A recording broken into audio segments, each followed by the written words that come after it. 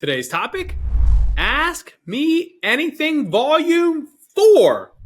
That's right. The questions keep rolling in. We have so many questions. I already have enough questions for Volume 5. That's going to come out next month. And I brought the shirt back. I realized I made a very bad error on Volume 3. I technically recorded the first two wearing this shirt, and I realized that that was supposed to be the theme. And then I missed my own notes for Volume 3, and I had a different shirt on. But don't worry, it's back. This is going to be the official Ask Me Anything shirt. I probably have to wear it other times too because I don't have that many shirts. My wife can attest to this. But Volume 4 is today. We have 5 fantastic questions, and we're going to jump right into them. No more intro video. But if you haven't subscribed, subscribe to the channel. Click on the bell icon. Get a notification every time we release a new video. Most importantly, if you have a question, this is the video to ask the question on, right? Drop a question down in the show notes. We read all these comments. We try to respond to all the comments. But most importantly, we take those questions to build episodes like this, but also to build other videos that may require even more in-depth explanations. So without further ado, Volume 4, Ask Me Anything. Let's go. First question, can you share the high yield savings accounts that you recommend? Any to avoid? Now, to give you a little bit of context, I'm recording this video the day after the Fed announced that it's lowering rates by 50 basis points or 0.5%. So I will provide interest rate numbers, but I'm recording this video in the tail end of September of 2024. So if you watch this video much later, you should double check these numbers. When I say much later, that could be in the next week or so if they update the rates based on the Fed lowering rates or if the Fed keeps lowering rates. But regardless, the big hitters that I provide here, they should always be substantially more than your brick and mortar location. And that's the main takeaway here. I'm not going to give you banks to avoid because if you can walk into your local branch, that is likely a bank to avoid in terms of high yield savings. I'm not telling you have to go shut down all those accounts. I'm just saying that if you want a good yield on your cash while it just sits there, you likely have to look for banks that are online banks. First one I always like to recommend is the one that the Chubb household uses quite a bit, and that's Ally Bank. Now, at the time of this recording, Ally Bank is currently at 4.2%.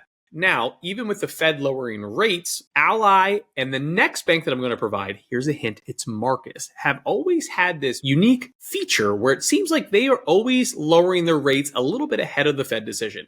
And I've always made the joke, they might have insider information. But historically, Ally Bank and Marcus, which don't forget, Marcus is owned by Goldman Sachs, have always been a little bit lower than a few others in terms of a high yield world, much higher than the brick and mortar banks. So Ally Bank is one of my favorites. 4.2%. Marcus, another one of our favorites. Marcus is very popular because sometimes people just want a larger bank behind it. And like I said, Marcus is owned by Goldman Sachs. Marcus is currently at 4.4. To our people, the physician world, another popular bank is called Laurel Road. Laurel Road's kind of main claim to fame came in with student loan refinancing. But since that time, they've also started to get into high interest savings accounts. One of those being their fantastic account currently at 5%. Now, they did lower a little bit before the Fed's decisions yesterday, so I don't know how much of that's baked into there. If you are a nerd and you are really into the markets, I hope you're not. We were expecting about a 25 basis point reduction. They did 50 basis points, so it'll be interesting to see if any of these banks do lower maybe a little bit more. But compared to your brick and mortar banks, probably at 0.01, 0.03, all three of these are well ahead. And no matter where you watch this video in the crazy world of time, these three banks and others as well, but these are three that we like quite a bit. They should still be substantially higher than your brick and mortar. Next up, not a complicated question, complicated answer. And the question reads like this. Is the 4% rule for retirement still appropriate? If you're not familiar with this, if you're thinking, what does this rule even mean, Chad? The 4% rule says that, hey, if you have $1 million tucked away and it's time for retirement, it says that you should be able to withdraw 4% every year, $40,000, again, on $1 million portfolio, and never run out of money. Time tested through different market environments, all that fun stuff. These are like PhDs in finance. A lot of data has been run on this 4% portfolio. Now, what we're starting to see is a little bit of pushback on that number. And you're starting to see now that 3% is the new rule. And it really comes back to interest rates being much lower. So if you get into the context of like that 60-40 portfolio, well, now all of a sudden bonds aren't yielding what they once were back when the 4% rule had a lot of its research. Now, I wouldn't get too crazy on either one of those rules, the 4 or the 3% rule. I think they're good ideas to keep in mind. Your situation is very unique to you. One of our favorite rules here is more or less to keep it flexible, knowing that, hey, my bottom line is 3%. That should be my base. But maybe in certain years where the market's doing well, maybe I can pull a little bit more. But in years where it's really not doing so good, maybe 3% is my max. Maybe it's even a little bit lower than that, right? It hit a prolonged bad period, a prolonged bear market, higher inflation, whatever the case would be. That's where we like that flexibility model. So just keep this flexible. I think if you're doing napkin math, I think the 3-4% rule can still provide an idea, but you should walk through these details with your financial planner and also understand that even us very smart, extremely intelligent CFPs, we're still using assumptions and we don't know what the future holds. So no matter how cool it looks when we project 4 or 3% or higher than that or lower than that, it's an assumption. Not only is it an assumption, it's an assumption with a lot of assumptions. So keep it agile, keep it flexible, build from there. Number 3, this is a question that we get quite a bit actually. And the question reads like this: any recommendations on prenups? When I speak in person a lot, this is a question that will pop up. We use a cool technology called Slido where individuals can send in private questions. And prenups and postnups come up quite a bit. And sometimes I will chuckle in the meeting because I see it so often, but I realize I shouldn't chuckle at that because I'm proud of the individuals for asking these questions because there's probably not enough conversation that goes into these. So understanding how important a prenup is or a postnup is. So while I can't provide a recommendation per se, having a good conversation with your soon-to-be spouse or current spouse, getting prenup versus postnup, or your significant other, and then working with an attorney to come to an agreement that everyone is happy is a big step in adulting. So while this question does come up quite a bit, it's one that probably still does not get enough attention in terms of the personal finance world, but it should. There's nothing bad about this topic. There's nothing embarrassing about this topic. Kudos to you for thinking about it and willing to have that conversation. No one's super pumped to have that conversation, right? Especially if you're the higher net worth person, the other person's signing off on this. But this is where having an agreement in place that is fair pre-marriage, fair post-marriage, or again, a post-nup where you're trying to get things organized in marriage and vice versa going forward. Have a good conversation with your spouse, significant other. Sit down with a good qualified attorney. Come to an agreement that everyone can be happy with. Have the conversation. It is a good one to have, especially if this is something that is of concern to you. All right, next question, number 4 on the list here. I love this question because to this day, I still believe a lot of individuals actually think that the Backdoor Roth IRA is actually a separate account. Like you can go to Fidelity or Vanguard, like, hey, let me get one of those Backdoor Roth IRAs. It's not, right? You got to do an IRA and a Roth IRA, and that's where you're doing from the IRA to the Roth IRA. That's the backdoor move. But the question reads like this.